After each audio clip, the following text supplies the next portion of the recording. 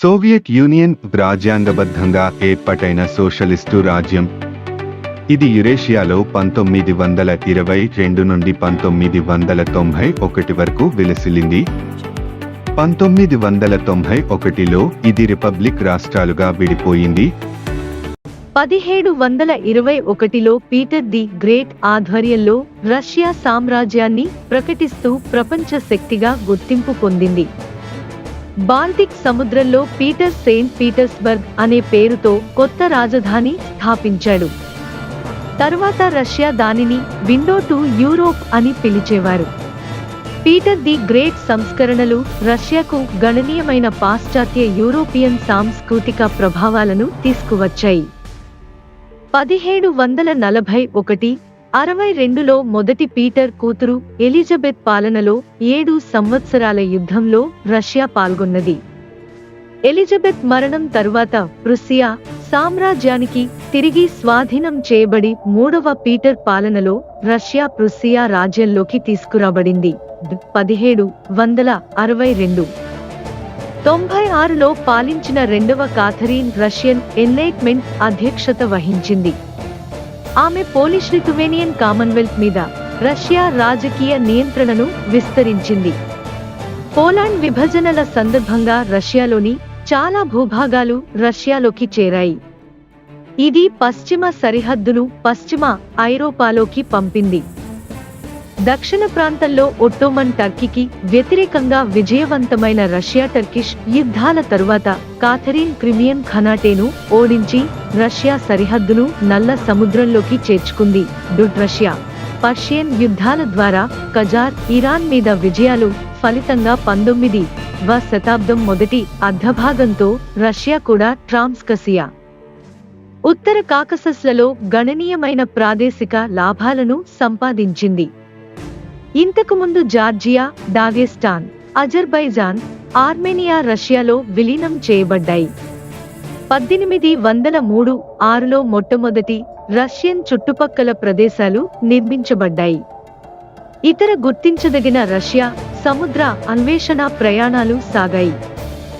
1820లో ఒక రష్యన్ అన్వేషణ యాత్రలలో అంటార్కిటికా ఖండం కనుగొన్నారు.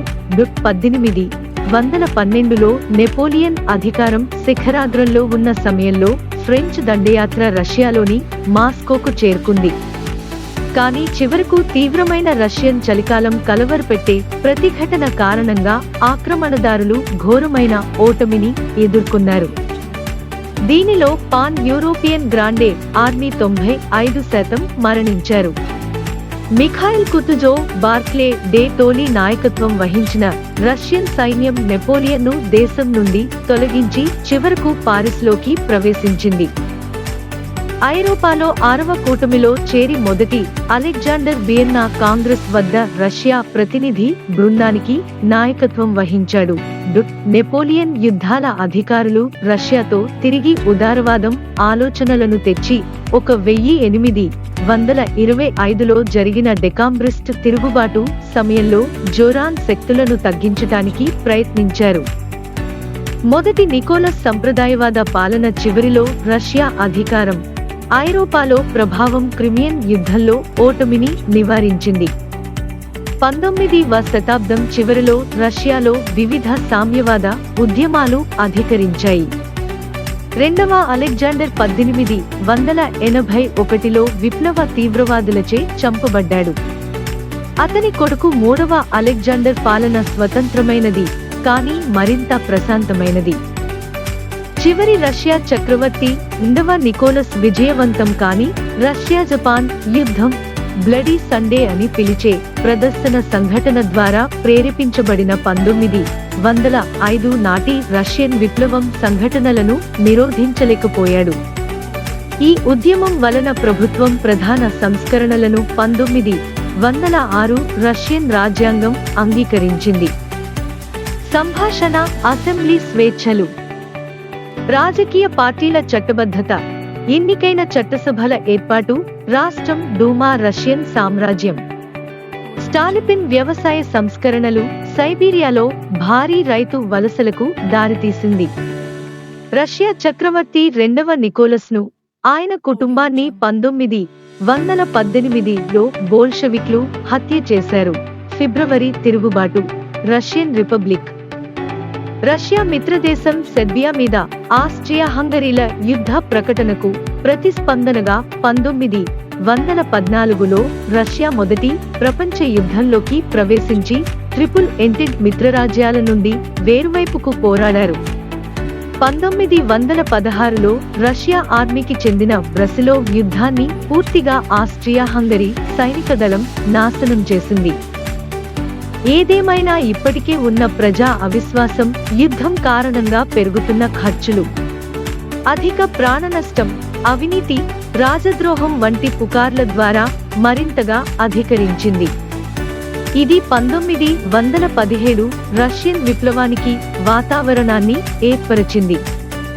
ఇది 2 ప్రధాన కార్యక్రమాలలో నిర్వహించబడింది. ఫిబ్రవరి విప్లవం రెండవ నికోలస్ని నిర్మూలించటానికి బలవంతం చేసింది.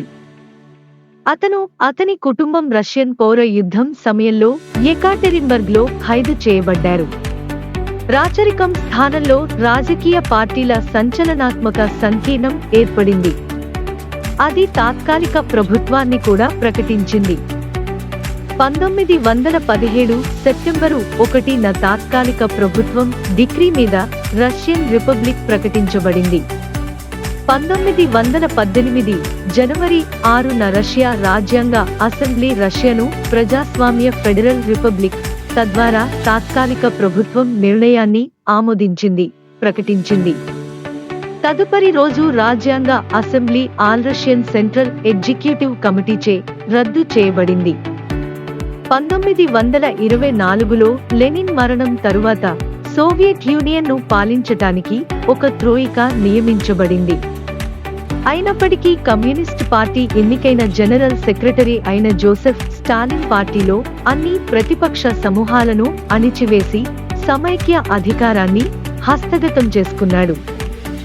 1929లో ప్రపంచ విప్లవం ప్రధాన ప్రతిపాదకుడు లియోన్ ట్రోట్స్కీ సోవియట్ యూనియన్ నుండి బహిష్కరించబడ్డాడు.